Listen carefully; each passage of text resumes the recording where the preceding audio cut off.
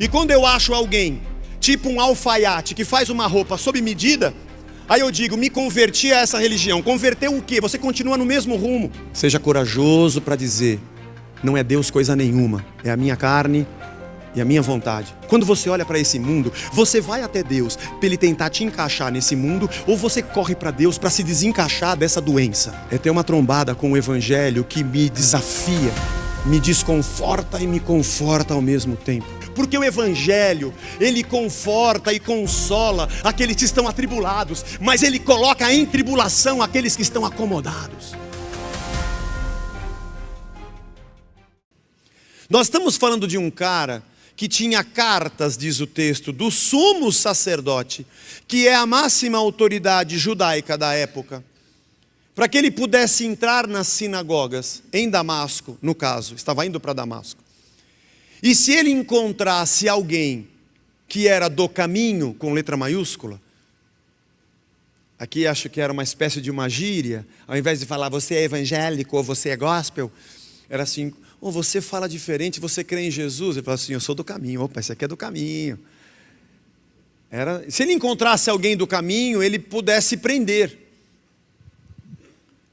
Porque Saulo era mais ou menos como a gente diz na gíria hoje, o idiota útil.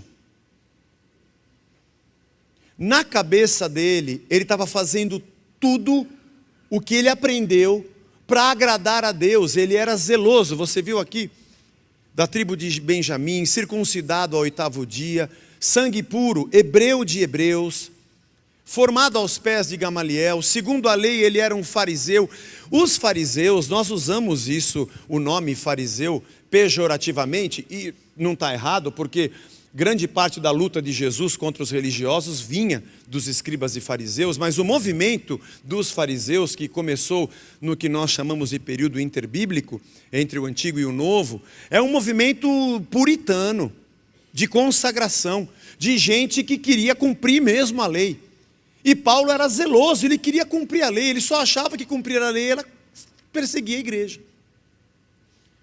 Apaixonado pela lei, apaixonado pelo cumprimento dela. E não se esqueça que quando o templo foi destruído, 580 a.C., na invasão babilônica, não tinha templo, não tinha onde oferecer sacrifício, não tinha onde ouvir a leitura da lei, não tinha um lugar para fazer as orações 3 vezes ao dia. Sem o templo, se perdeu o centro da fé, da religião, do judaísmo do Antigo Testamento. Ele veio a ser reconstruído nos dias de Ciro, mas por algum tempo, 70 anos só do que previu Daniel, mais o período de reconstrução, e para todos aqueles que estavam espalhados pelo império não tinha templo. É nesse período que o escribismo cresce em Israel. E já que não tem templo, cumprir a lei se torna o culto. Os fariseus surgem nessa época, como gente que quer cumprir ipsis literis, cada vírgula da lei para ser agradável a Deus. E Saulo era um cara que queria agradar a Deus, apaixonado, cego. Diz o texto que ele respirava perseguição e morte. Sabe o que é respirar, né? Inspira e expira, para dentro e para fora. Empneu é o verbo que significa esse respirar, inspirar e expirar. É uma preposição dentro, e o pneu, que é o verbo do pneuma. Pneuma é espírito. A palavra espírito significa ventos, pneuma, o sopro. Bonito é no hebraico, ruach, que significa esse sopro. É bonito quando a gente pensa no hebraico que a palavra espírito é a primeira que a gente fala quando nasce. E a última que a gente fala quando parte. Deus está nos dois momentos e está no meio também.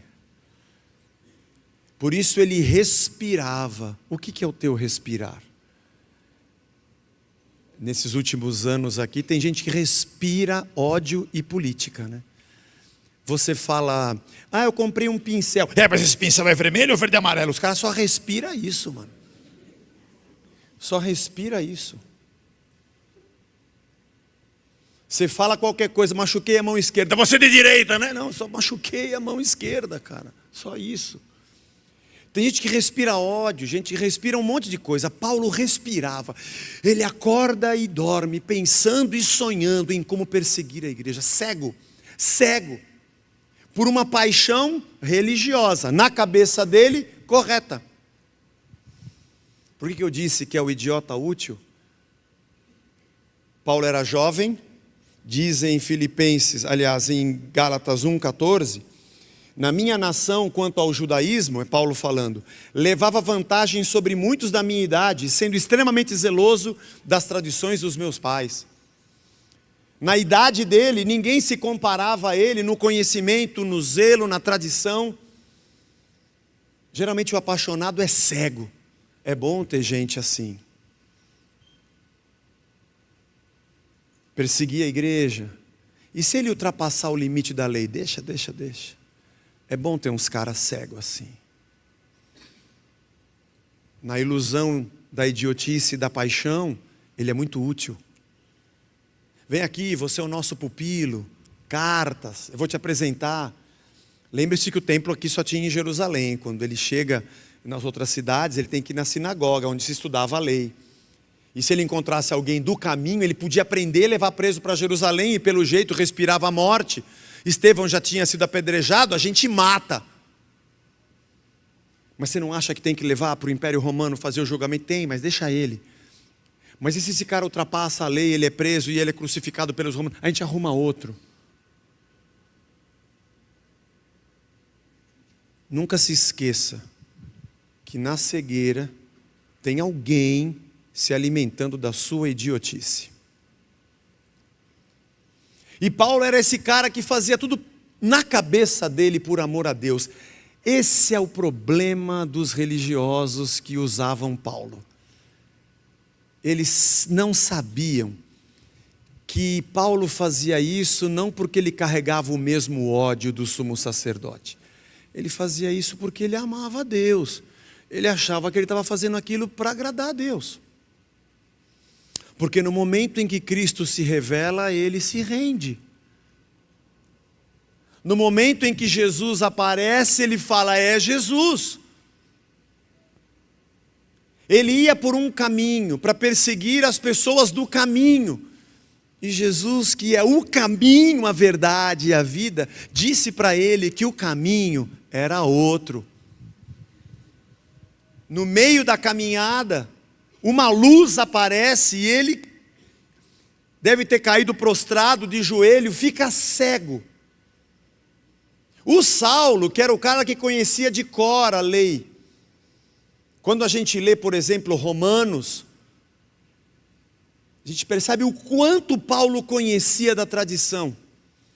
Aliás, se tinha alguém que Deus chamaria e transformaria para fundamentar a sua igreja, era esse cara aqui. Ninguém como ele soube como combater a tradição que tentava impedir, a tradição religiosa que tentava impedir Cristo. Ler a carta aos Gálatas, por exemplo, um grito de liberdade. A gente fala que é a carta de independência, o brado de independência da fé cristã está em Gálatas. É o independência ou morte. Aliás, Paulo diz aqui que ele era hebreu de hebreus, da tribo de Benjamim, circuncidado ao 8º dia, zeloso pela lei, mas eu reputei tudo por perda. Eu vou jogar tudo isso aqui fora.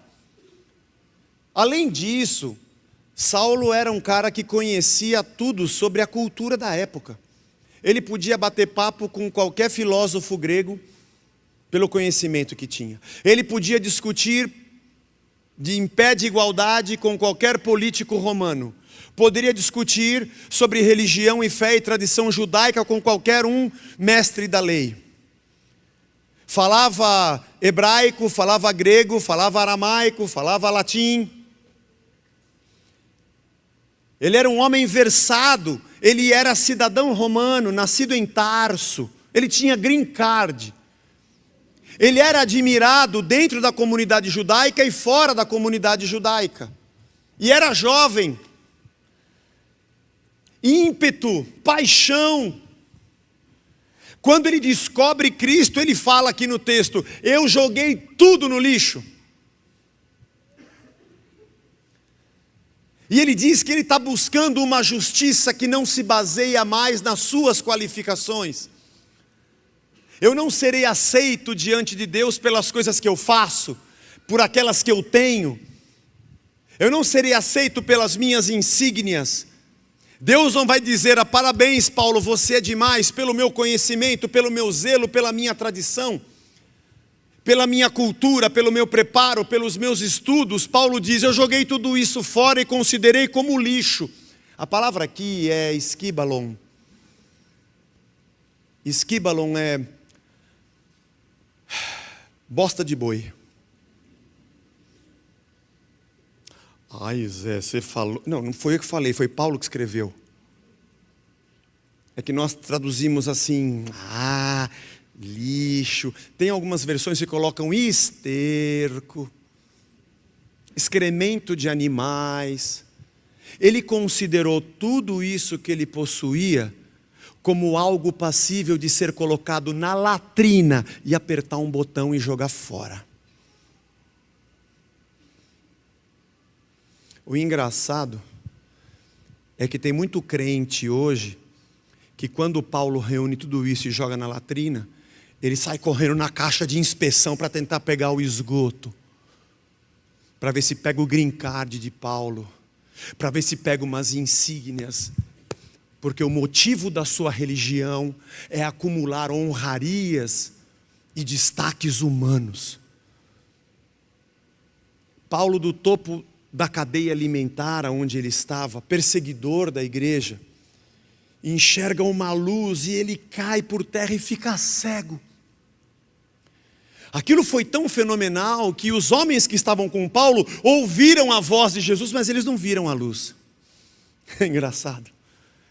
E Paulo, que era o cara que enxergava tudo, que julgava tudo, que podia antever os movimentos: aqui está errado, aquele está certo, esse cara do caminho tem que matar, a nossa tradição está correta. Esse que achava que enxergava tudo, caiu em trevas, parou de ver. O texto diz que Jesus disse a ele: eu sou Jesus. Eu imagino que Paulo pudesse ter na cabeça, por exemplo, já que ele conhecia tudo da lei, o texto em que a voz de Deus fala com Moisés numa sarça que ardia, num fogaréu que não consumia. Ou talvez um anjo do exército de Deus que apareceu para Josué e ele ouvia a voz de Deus dizendo: tira a sandália dos teus pés, que a terra que você vai entrar é terra santa. E Paulo nunca teve essa expectativa de um dia ouvir a voz de Deus. E quando ele ouve, aquilo causa um temor dentro dele, porque parece que de repente várias conexões se fazem. Não, Jesus eu não devo perseguir, ele é filho de Deus. Todo o conhecimento sobre Deus, sua manifestação e o seu poder, que levavam Paulo a perseguir a Cristo e a igreja, agora se ressignificava. Ele falou: não, apaga tudo. Jesus é o filho de Deus, eu não posso fazer isso. E quando no Antigo Testamento a gente lê que alguém se arrependia, ele se humilhava por terra, ele ficava sem comer, alguns rasgavam as suas roupas, se vestiam de saco, sentavam sobre cinza. Era um ritual que demonstrava o quão por dentro aquela pessoa estava humilhada. Era a humilhação externa. Paulo fica sem comer 3 dias, se prostra diante daquela luz. Ele estava sendo massacrado. Talvez 1 bilhão de sentimentos de culpa caíram na cabeça de Saulo, que alguns dias atrás estava aplaudindo o apedrejamento de Estevão.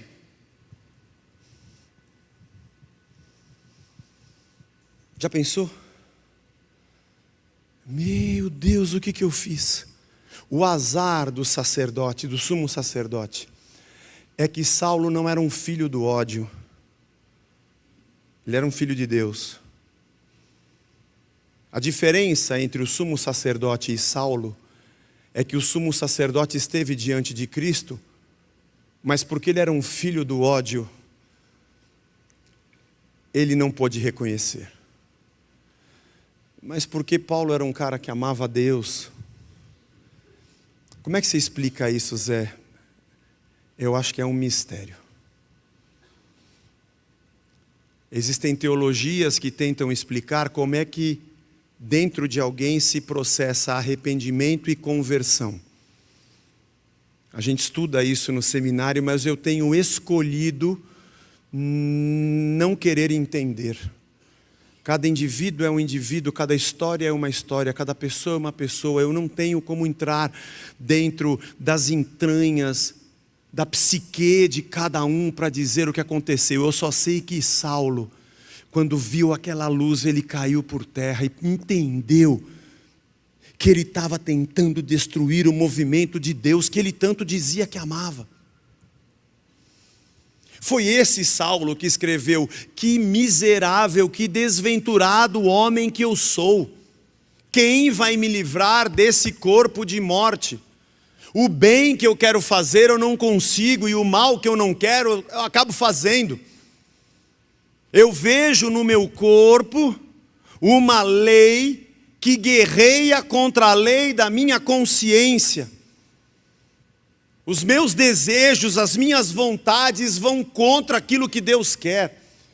Em Gálatas 5,17 ele diz: há um conflito dentro de mim. O espírito contra a minha carne contra o espírito, para que eu não faça aquilo que Deus quer que eu faça. Foi ele que disse: estou crucificado com Cristo, eu não vivo mais, chega. A vida que eu vivo nessa carne, eu vivo pela fé. É Cristo que vive em mim, não vivo mais eu, chega. Que ponto chega uma pessoa que diz: não dá, está tudo errado na minha vida. Esse encontro com Jesus poderia ter sido a morte de Saulo, para ele desejar o fim dele mesmo. Se bem que isso seria uma grande maldição para o judeu fazer algo desse tipo. Ele teria que conviver com essa amargura, porque esse anúncio de Cristo, essa luz que brilha e ilumina todo homem, ao mesmo tempo que ilumina, joga Paulo nas trevas, ele fica cego. Esse é um poder do Evangelho. Esse é o Evangelho que diz: Saulo, você está me perseguindo, você está errado. Saulo, o teu zelo todo está errado. Esse caminho que você vem trilhando está torto. Você precisa convergir, vira o leme, vai para outro lado, é outro caminho. Você acha que está me agradando, mas você está matando quem me ama. Você diz que crê no Messias e espera o Machia, mas você está matando o caminho do Messias. Você diz que ama a Deus, mas você está perseguindo o próprio Deus que se manifestou em carne. Saulo, presta atenção. Você é um pecador. Está resistindo tudo que eu digo, tudo que eu ensino, tudo que eu falei. E o pior é que você faz isso em nome de Deus. Acho que quando tudo isso bateu na cabeça de Saulo, esse anúncio, essa luz, esse brilho e essa glória, ao mesmo tempo, o fez ficar cego. O Evangelho é essa coisa doida, louca demais. Eu estou aqui pregando, você está aí sentado, mas tem dia que eu estou ouvindo e também estou sentado. Eu vou te falar o que eu penso e você pensa se o que você pensa é igual ao que eu penso quando eu ouço alguém que está falando igual ao que eu estou falando. Eu ouço as mensagens e falo: caramba, mas eu estou apanhando hoje aqui. Eu sou um pecador, mas eu faço tudo errado. Meu Deus, tem misericórdia de mim. O Evangelho vem e pá, pá. E ele machuca. Agostinho tem uma frase linda: feriste-me com a tua palavra, por isso eu te amei. A tua palavra são as chineladas e é por elas que eu te amo, porque ela fala a verdade. Porque o Evangelho, ele conforta e consola aqueles que estão atribulados, mas ele coloca em tribulação aqueles que estão acomodados. Ele tem um duplo poder, e ao mesmo tempo que eu estou ouvindo a verdade que diz, você está errado, aquilo me conforta. Porque eu saio dessa autossuficiência do meu conhecimento, do meu status, da minha posição de zeloso, e caio na dependência do Filho de Deus, que é o único a quem eu devo adorar. Por isso que a gente vai contra sempre eu estou pregando aqui, indo contra o movimento que parece natural nos dias de hoje.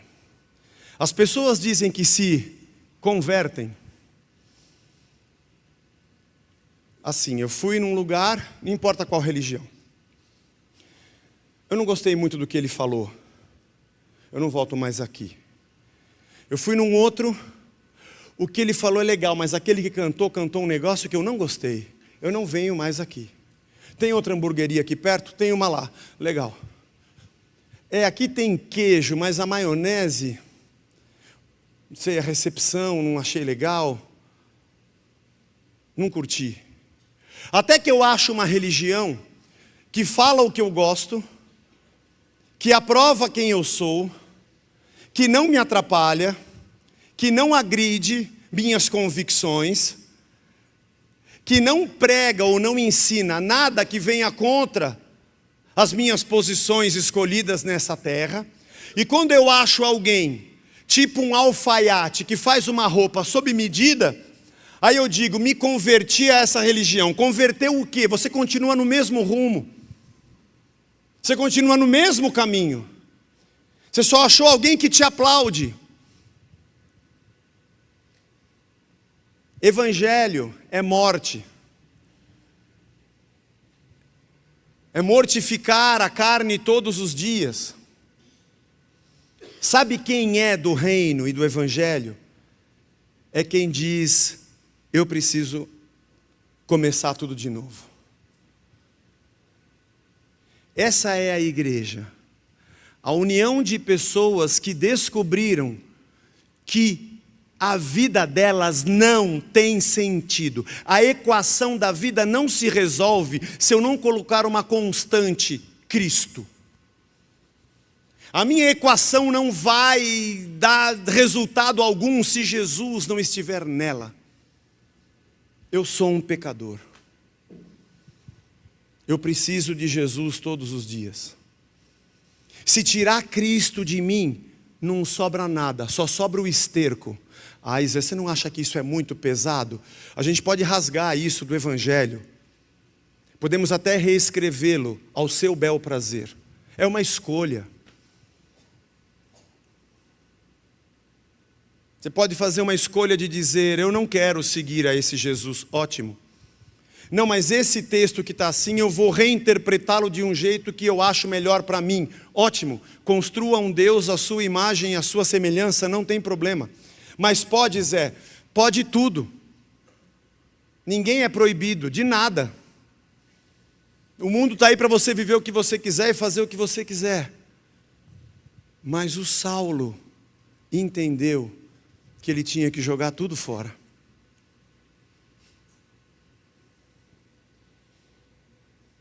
Porque ele entendeu que ele era um pecador miserável. E que ele precisava começar tudo de novo. Acho que ele cantou essa música do coral.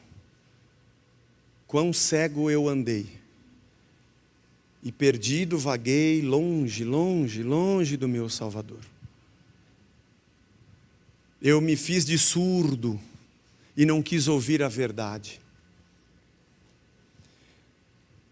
Eu estava cego e achava que enxergava muita coisa. Mas foi na cruz que eu enxerguei o meu pecado. Jesus não tinha pecado. Quando eu olho para a cruz, eu enxergo o meu pecado. A minha maldade, a minha inveja, a minha sensualidade, a minha injustiça, minha maledicência, está tudo lá nele, está tudo exposto nele. Foi por isso que ele morreu, pelo meu pecado. Quando eu olho para Jesus, eu vejo o quão mal eu sou. Porque foi pelo meu pecado que Ele foi à cruz. A humanidade que escolheu andar longe de Deus, e isso se chama pecado. O cosmos e a criação que caminham para o fim eterno, porque isso é fruto do pecado. Olha para o Filho de Deus que diz para o mundo: eu carrego sobre mim o pecado.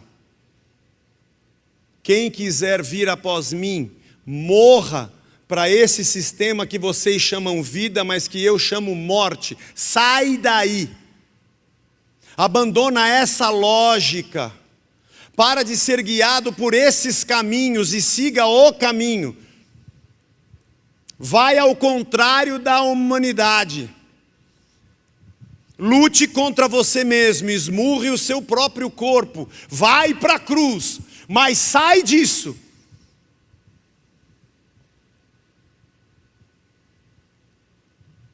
Isso é laço. Aqueles que dizem, eu não sou mais isso aqui. O que eu estou fazendo aqui? Paulo acorda, o que eu estou fazendo aqui? Eu estou perseguindo Jesus. Eu amo Jesus. Aliás, eu amo a Deus, Ele é Jesus. Se humilha. Vai para Damasco. Semana que vem a gente continua nesse texto. Lucas dedicou uma sessão considerável sobre Paulo. Aliás, ele vai entrar nas viagens de Paulo e em muito da vida de Paulo começa agora. Até agora nós estamos centrados nos apóstolos e em Jerusalém. Mas daqui a pouco o livro de Atos começa a virar o leme para a expansão da igreja e o ministério de Paulo entre os gentios, fora da comunidade judaica. Que aliás é o que nós somos, a igreja chegou até nós, gentios. Ele fala da vida desse cara que disse, não sou mais eu, mas Cristo vive em mim. O que aconteceria se dentro da nossa casa, vamos pensar no microcosmos da família, pai, mãe, filho, filha, avô, avó, se cada um dissesse, não sou mais eu, se ninguém subisse nas tamancas para dizer, tem que ser do jeito que eu quero, porque é assim que eu quero, mas fosse massacrado pelo Evangelho para dizer, eu quero aquilo que Cristo quer. Mas o outro não refutaria, porque também iria desejar o que Cristo quer. E diria, não diria assim, pai, você está certo, mãe, você está certo, ou filho, filha, você está certo. Todos diriam, nós estamos errados, só Cristo está certo. O que aconteceria com essa casa? Só teve um Jesus, né? Filho de Deus. Imagine, vamos fazer aqui uma história hipotética, já falei isso aqui uma vez, teatralizando a coisa. Se ao invés de Jesus ter nascido de Maria, Maria tivesse tido gêmeos. Hipótese, tá? Gêmeos, univitelíneos. Imagina, não existe, mas vamos dizer que existisse. Vamos elocubrar aqui. Os dois fossem filhos de Deus, cheios do Espírito Santo de Deus. Crescessem. E o diabo viesse para fazer a tentação. Onde você acha que os dois estariam? No deserto. Você também veio? Aí eu vim. O pai mandou, vamos. Aí eu falei assim, eu estou jejuando 40 dias. Ah, rapaz, eu pensei a mesma coisa. Viesse Satanás e dissesse, são dois? Vocês estão com fome? Por que vocês não oram juntos aí para a pedra virar pão? E os dois responderiam numa única voz, tipo jogral de igreja das crianças. Arreda Satanás. Eu que falei isso. Não, você também falou? Eu pensei que eu tinha falado, pensei que você estava me copiando. Não, eu achei que você estava me copiando. Os dois falariam juntos, nem só de pão viverá o homem. Afinal de contas, eles teriam o mesmo espírito, conduzidos pelo mesmo Deus. Ia ser muito legal, os dois batendo papo no templo. Aí vem uma mulher pegada em flagrante adultério. Apedreja, tal. E os dois estariam escrevendo no chão, de repente fazendo um desenho juntos. Eu faço essa parte e você completa aquela. E aí, apedreja ou não apedreja? E os dois diriam juntos. Quem não tiver pecado que atire a primeira pedra. Mas tudo vocês falam juntos? É, que a gente tem o mesmo Pai, o mesmo Deus, o mesmo Espírito, a mesma mente, o mesmo coração. Isso não aconteceu porque Jesus era um só. Mas isso deveria acontecer, porque todos nós deveríamos ser guiados pelo mesmo Espírito. E é por isso que o mesmo Paulo, escreve aos Colossenses: da onde vem a discórdia e as guerras entre vocês? É que cada um tem uma cabeça, e os desejos de vocês são um exército militando dentro de vocês, cada um puxando a brasa para baixo da sua sardinha.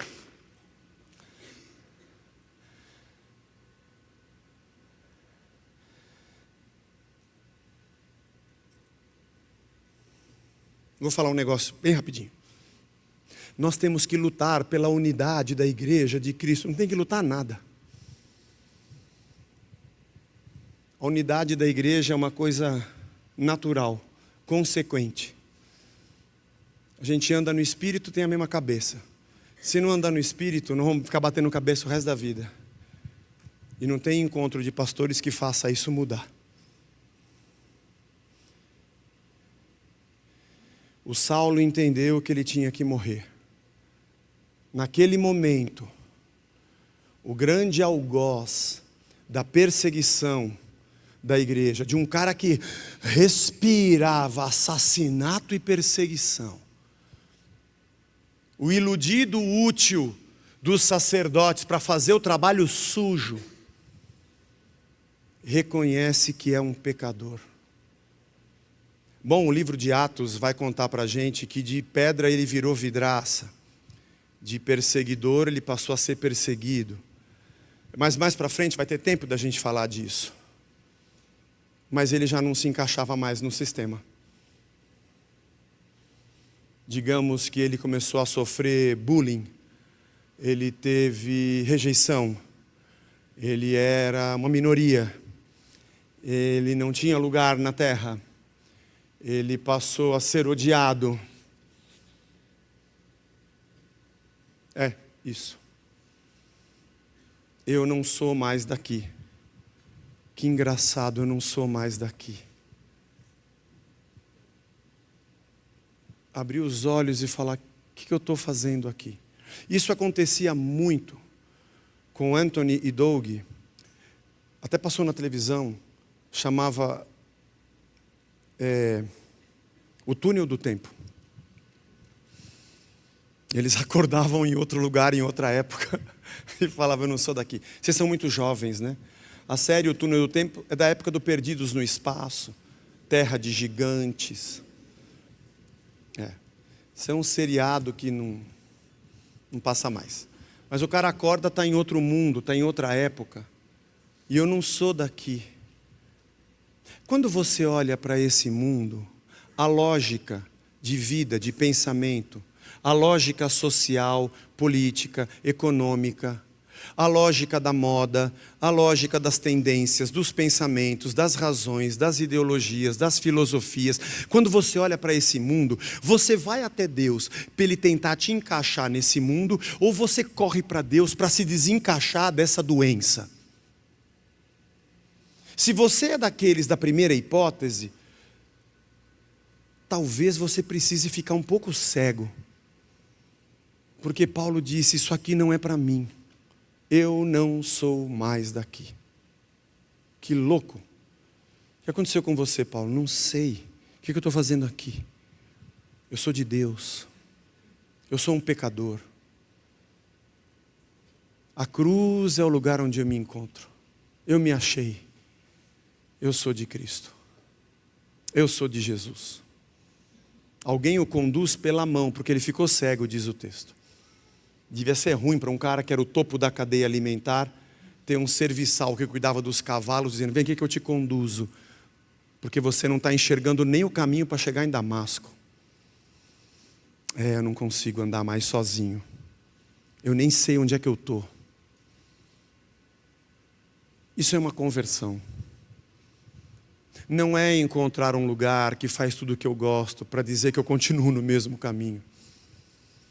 É ter uma trombada com o Evangelho que me desafia, me desconforta e me conforta ao mesmo tempo. Como a gente diz na gíria, que quebra as minhas pernas e diz: você é um pecador. E ao mesmo tempo diz, aqui tem graça, misericórdia e recomeço. É também o evangelho que todo dia faz eu levantar da minha cama e lutar contra mim mesmo. Porque se deixar o homem sozinho é bicho solto. Ter consciência de que se eu me afasto da lei de Deus, da sua palavra, do evangelho, do reino de Deus e andar sozinho, vai acontecer besteira. É ter total consciência de que eu preciso do Espírito de Deus. Eu sou um vaso de barro. Esse também foi Paulo que escreveu. A excelência não está no vaso, o vaso não é de ouro, não vale nada. A excelência é do Espírito que está nele. Se tirar, não sobra nada. É só barro que quebra. A consciência de que eu preciso dizer, Senhor, tem misericórdia de mim, porque eu sou um pobre pecador. É isso que vai nos salvar. O último sopro de vida humana nessa terra vai estar entre as pessoas que não encontram lugar na lógica dessa terra. O último lampejo de paz e de vida e amor verdadeiro vai estar no meio das pessoas que morreram para si mesmas. O último lampejo de verdadeiro amor, compaixão, misericórdia vai estar entre aqueles que deixaram de lado a sua razão humana e a sua honra para fazer a vontade do Pai. A única sabedoria, ou a última delas, só vai poder ser encontrada da boca daqueles que dizem, glorificado seja o teu nome, venha o teu reino, seja feita a tua vontade e perdoa os nossos pecados. O único jeito de salvar a nós mesmos, nossos lares, e ter ainda algum sopro de vida nessa humanidade em trevas, a única chance está entre aqueles que negaram a si mesmos, tomaram a sua cruz para segui-lo. A narrativa de Lucas para Teófilo é muito significativa nesse ponto. Ele começa a narrar a história de um cara que o Teófilo, por certo, conhecia já a história, provável que já tivesse lido suas epístolas. E agora, quando Lucas conta o nascedouro da igreja e a sua perseguição, ele está dizendo para Teófilo que esse grande cara que você está conhecendo, já que ele escreveu quase 40 anos depois, é esse Saulo que perseguia, matava e respirava ódio. Eu não sei o que você respira, que vício você respira, que sentimento te toma. Eu não sei que tipo de lógica te controla e te governa. Eu nem sei exatamente o que é que te atrai a estar num lugar como esse, onde a gente fala do evangelho que quebra as nossas pernas. Mas uma coisa eu posso dizer, foi Deus que te trouxe aqui. Aliás, foi Deus que nos colocou aqui. Esse lugar aqui nem era para ser da igreja, a igreja não tinha nem que ter alugado, já tinha sido negado já para nós. Aí quando a gente decidiu que a gente ia ficar dentro de um teatro, o cara que disse não nos procurou para falar sim e a gente veio. E tudo que a gente tem aqui, você vai achar que sou eu? Pode esquecer, irmão. Isso é um laço. Você acha que você trabalha onde você trabalha porque você é bom. Claro que você tem qualidades, eu não estou querendo desmerecê-las. Mas se você não tiver a graça de Deus, você vai morrer com toda a sua bondade sem achar lugar na terra. Não é à toa que nós estamos onde estamos. Passamos pelo que passamos. A aleatoriedade a gente pode até discutir na vida daquele que não conhece o Espírito Santo de Deus. Mas quem foi abraçado pela morte e ressurreição do Filho, nunca mais vai andar só nessa terra. Você está errado quando você acha que é o teu conhecimento. Aliás, Paulo diz que jogou o conhecimento fora para ter o conhecimento de Cristo. Nós somos muito orgulhosos. Eu vou fazer, eu vou conseguir, eu não. joelho no chão para dizer: Senhor, me conduza. Acho que é por isso que tem tanta gente desorientada na vida, batendo cabeça. E vou dizer agora, principalmente dentro do ministério, infeliz, porque não entendeu ainda o que é ser conduzido pelo Espírito. Cada dia está batendo de um lado, está cada dia andando para uma coisa, cada dia tem uma nova visão. Posso dar um conselho? Morra. Vai aos pés da cruz. Seja corajoso para dizer: não é Deus coisa nenhuma, é a minha carne e a minha vontade. Me livra de mim mesmo, Senhor. Tem que ser muito cabra macho para dizer: eu sou um pecador, tudo errado, e eu quero começar de novo. Mas se tem uma chance de existir vida nesse mundo, é só para aqueles que estão prontos para morrer para si mesmos, porque este é o cerne do Evangelho. Vamos ficar de pé.